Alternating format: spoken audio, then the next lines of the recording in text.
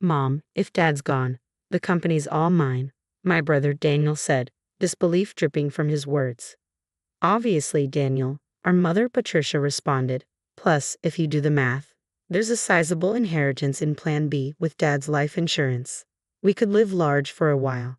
It's like a bonus. Got to thank our absent dad. I felt like I was about to explode with anger. What's wrong with these people? This is unforgivable. I can't let them have their way. Just as I was about to yell, I got a call from Dad in the hospital.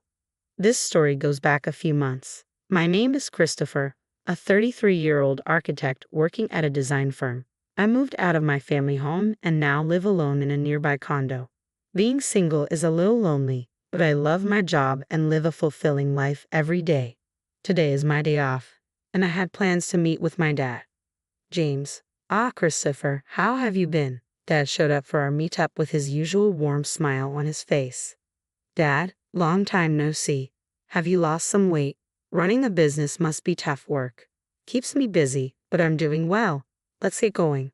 I occasionally meet up with my dad like this to catch up over a meal. Today, Dad invited me to join him for some volunteer work. We went to a small children's care facility on the outskirts of town. Hello, Mr. Smith. James. Christopher, hello, and thank you for coming today. We were greeted by the friendly face of the elderly director. Dad and Mr. Smith were chatting away warmly. It turns out my dad grew up in this facility. After leaving, he put himself through college and started his own architecture firm. Even without any relatives to rely on, he made it on his own, and I've always admired him for that. On his days off, Dad often invites me to volunteer at the facility with him. Since we both have backgrounds in architecture, we can repair furniture and playground equipment. James. Christopher, you've helped a lot today. After finishing our repairs on beds, chairs, and swings, Mr. Smith thanked us as we were leaving. I felt good about making a difference, and for Dad, visiting Mr. Smith, who's like a father to him, must be important too. As we walked side by side pondering where to grab a bite, a sleek black luxury car pulled up next to us. The window rolled down, and out popped Mom, driving the car with my brother Daniel. Well, look who it is. Back from the care facility again, are we? Mom said, it's embarrassing to have a dad without parents. Can we stop this already? Mom, let's go, my brother spoke, chomping on his gum. I wanted to retort that he was the one who should be embarrassed, being an adult with no stable job and dyed hair, but I held back. No point in saying anything to these people. It would be a waste. Daniel and I are going to dinner. You two can grab some fast food and don't forget to fold the laundry, all right? Understood, Patricia, Dad responded, and without another word, Mom rolled up the car window, and they drove off. Dad and I just watched them go, saying nothing. Mom and my brother looked down on Dad, belittling him at every turn. Honestly, Mom might be beautiful on the outside, but that's about it. The reason they can do all this is that they're basically living off Dad's income. They've been trash-talking him for as long as I can remember, saying he's a deadbeat from an orphanage with no ambition or excitement in his life.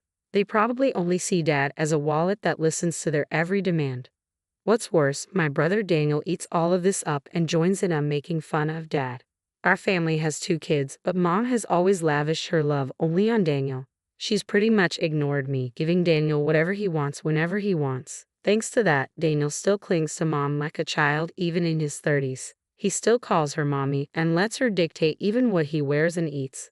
When I heard that Mom accompanied him to every driving lesson, I was floored. Dad, isn't it hard living with those two? I asked my dad that question. I'm used to it. Besides, they're still family. I have to do what I can, Dad said in a lonely voice before heading back to the house he shares with Mom and Daniel. All I could do was watch him go. A month passed. I got a call from Mom saying that Dad had collapsed, so I rushed to the hospital. Dad, what on earth happened to you? Dad, who looked even more fragile than a month ago, responded, I got some tests done, and they found cancer apparently. My dad had been diagnosed with advanced progressive stomach cancer. According to the doctors, he had about 3 months to live, give or take. I never thought this would happen, especially since he's only in his 60s. Even my mom was visibly shaken. Why'd you let things get to this point? I lashed out. You and Daniel have been pushing Dad too hard. You know he's been stressed out. Christopher, how dare you speak to your parents like that? You're nothing like Daniel, Mom snapped back. And what is Daniel doing at a time like this? Off gambling again? While Mom and I were arguing, Dad spoke up quietly. Both of you, stop. I'm fine. Go home for today. Dad, I'm sorry. I'll be back. I left the hospital room, but between my worries for Dad's health and the shock of his prognosis, I couldn't sleep that night. After that, I took on the responsibility of bringing Dad a change of clothes and doing his shopping as he requested. Sure enough, neither Mom nor my brother lifted a finger. Still, I wanted to make Dad's time as comfortable as possible. I popped into his hospital room during breaks from work and took care of him for 2 months. Then one day, when I went back to my parents' house to grab some of Dad's belongings, I overheard Mom and my brother talking in the living room. Mommy, once Dad is gone, the business is all mine, right? Stunned by my brother's words, I listened more closely. Daniel, it's not a given. Besides, if you do the math, there should be around $2 million in inheritance. Wow, that's awesome. Maybe I should buy another car. Why not? You'll be the company president, so you should drive a nice car. Thanks to his life insurance, we can live a little lavishly for a while. It's like a bonus. Got to thank Dad for not being around. I felt like I was going to explode with anger. What kind of trash are these people? Unforgivable. I can't let them get their way. Just as I was about to unleash my anger, I got a message from Dad. Christopher, can you come to my hospital room alone? I managed to contain my emotions and went to see my dad. He had lost even more weight recently, and his complexion looked bad. Christopher, thank you for always being there. What are you talking about, Dad? Just tell me what I can do to help. As I sat next to his bed, Dad began. There's something important I need to talk to you about. I listened quietly to my dad, holding back the tears as I responded. Visiting hours are almost over, so I'm going to head out. But about what we discussed, Dad, just focus on taking care of yourself for now. Ah, thank you, Christopher. See you later. In the end, that was the last conversation I had with my dad. He took a turn for the worse shortly after and passed away the next day. I held my emaciated father's hand in the hospital room and cried. My mom and brother also put on a show of tears, but only this time. Things got pretty tough after that. Mom was technically in charge of the funeral, but of course she didn't lift a finger. Instead, she showed up at the funeral all done up in makeup and tried to cut corners on the costs. He doesn't even have any relatives. Why not keep it simple? Dad's coworkers and business associates are coming to the funeral. Don't embarrass us with that kind of talk. And today, while getting his necktie tied by Mom, Daniel chimed in, just do what Mom says. Don't waste money on a dad like that. Daniel, just be quiet. If it's about money, I'll handle it. At least let me give Dad a proper send-off. So I ended up taking charge of the entire funeral. It seemed Dad was well loved by many people. Lots of folks came to pay their respects, which made me really happy. About a week had passed since the funeral ended. That's when Mom spoke up. Now that we are a family of 3, we finally got that person out of the picture. Now the $2 million inheritance is all ours, right, Daniel? And Dad's company too. Man, I'm finally going to be the boss. Listen up, Christopher, you better give up your share. Got it? Just after the funeral had ended, they were already talking about this stuff. Annoyed, I replied, Dad had already arranged all the inheritance matters with the lawyer. I have the contact details. What? Why didn't you say that sooner? Call the lawyer right now. That's right, Christopher, hurry up. So I dialed the number on the business card that Dad had given me. Not long after, the lawyer, a woman in her mid-30s, arrived. I'm Attorney Williams. I've been authorized by James to handle matters concerning the inheritance. I'm very sorry for your loss. While shaking hands and greeting the lawyer, my brother Daniel said, Wow, I thought lawyers were all old dudes. You're quite the looker. Got a boyfriend? Oh, Daniel, do you like her? Mommy prefers someone younger, my mom chimed in. Knock it off, both of you. Thank you for coming all this way. Please come in, I interjected, ushering Miss Williams into the room. Let me explain. First of all, concerning the company, James had told me before he passed that it would be transferred to an acquaintance's company. I've been proceeding with the paperwork. What? Daniel shouted. What does that mean? I was supposed to become the CEO. I've heard nothing of the sort. For the sake of the employees, the company will be merging with a trusted and skilled company that your father was fond of. The other company has already agreed, so there's nothing that can be done. That damn outsider. Damn it. Daniel fumed. My mom hurriedly chimed in, Daniel, calm down. The inheritance is ours, right? It should be around $2 million, shouldn't it? Miss Williams answered in a matter-of-fact manner. No, there's nothing like that. The company was not doing as well as you think, and any remaining assets have been used to prepare for the company's transfer. What? What about our money? There should be $2 million coming in, Daniel exclaimed. Mommy, what's going on?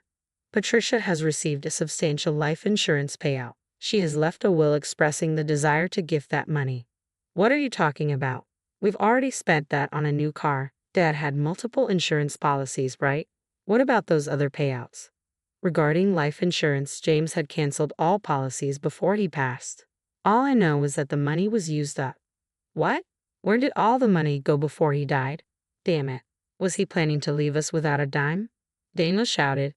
I watched Miss Williams leave as my mom and brother lost their composure. As she left, she said, It's tough, isn't it? All I could do was give her a wry smile in return. I looked up at the night sky, recalling the last conversation I had with my father. While walking, I remembered, Christopher, would you take over the company if I die? There might not be much in assets, but I should be able to leave you at least the insurance money. There should be enough of that. Dad, you were the only one in the family who was kind to me. I wanted to leave something for you at least. Dad, I respect you for building the company from scratch with your own hard work. I want to make it on my own too. I don't need the company or the insurance money, but if there's any inheritance left, I want you to use it as you wish. I'll help in any way I can. Christopher, thank you. Thank you.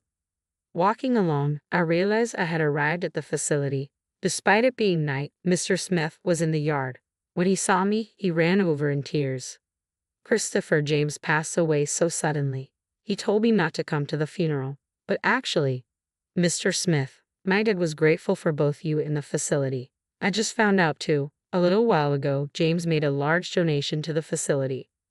A really large one. Now we can buy the things the kids need. We might even be able to renovate. Thank you, but I wish James could have lived. I wish he could have been happy. While comforting a tearful Mr. Smith, I found myself crying too. Looking up at the starry sky, I whispered in my heart, Dad, you did it. You really did it. A few months later, I occasionally met with Miss Williams to handle the intricate legalities of transferring the company and settling the estate. This was to be my last meeting with Miss Williams. After expressing my gratitude for her support, Miss Williams offered her condolences once more, comforting me in a considerate manner. As I was seeing off Miss Williams, I thought about how I might never see her beautiful face again. She was such a kind and gracious person. Just then, as I was waving goodbye, a familiar car pulled up beside Miss Williams and out jumped my brother, wielding a metal bat. Ah hey, what the heck are you doing? I yelled and quickly tackled my brother. Shut up. Let go of me. His face turned red as I held him down to the ground. He was struggling. Were you trying to attack Miss Williams? What's going on? What's going on? Because of her, I didn't get the company or the money. It's her fault. Damn it. That's ridiculous. This isn't Miss Williams' fault. I had thought he was foolish, but this was beyond anything I'd expected. While shielding a trembling Miss Williams, I called the police. Inside my brother's car, not just a bat, but also a rope and his stun gun were found. Clear weapons. He was swiftly arrested. When our mother found out, she fumed. You'd send Daniel to jail? Your own family. How heartless. I replied calmly, I no longer consider you or him family. My only family was my late dad. I'm cutting ties with both of you. Mom was still ranting, but I ignored her and cooperated fully with the police investigation. I later found out that my brother had also been repeatedly harassing Miss Williams online, making vulgar comments and slandering her. Threats had even been made, and the police were in the process of identifying him. My brother was sentenced to jail for his attempted attack on Miss Williams. She also sued him in civil court for defamation, and he was ordered to pay damages too. Please take every penny he has if that'll make him reflect on his actions. I'm truly sorry for all this. Upon my apology, Miss Williams gave a faint smile and said, I'll do just that. Thank you for saving me from a dangerous situation. From now on, I hope you at least find happiness, Christopher. Several months later, when spring arrived, I found myself at Sakura Garden. Today it wasn't for volunteering. It was a business meeting. Thanks to the funding from my father's donation, the aging facility was planning a renovation. Mr. Smith had approached me for the architectural design. I initially declined, citing my inexperience, but Mr. Smith was unyielding. James always proudly said Christopher will become an exceptional architect. He's already surpassed me. We can do this because of James. I'd really like for you to take on this project, Christopher. With sentiments like that, how could I say no? I wanted to create a wonderful building that brings even a small amount of happiness to the kids and Mr. Smith. I'm sure my dad would have been proud of that. As for my brother, well, he hasn't changed even after his sentencing. Actually, he's become even more irresponsible. Though he avoided jail due to probation, he still begs our mom for money daily, starts drinking in the afternoon, and gambles away what he borrows. My mom is being pushed around by my brother every day. The large house we lived in, thanks to my dad, along with the car bought with insurance money, were sold to pay for Miss Williams' compensation and my brother's bail. Now it seems they live together in an old apartment. A friend told me she's lost her beauty and looks more like an old woman now. She brought this upon herself, but I hope she at least reflects on how she treated my dad poorly before he passed away and raised my brother to be such a mess. One last thing, I'm going to marry Miss Williams, the lawyer, soon. She told me in confidence that she felt attracted to me after I saved her from my brother's violent behavior. She's a bit on the serious side, but I really love her for her kindness and dependability. From here on, I aim to work hard and be like my dad, building a warm and loving home.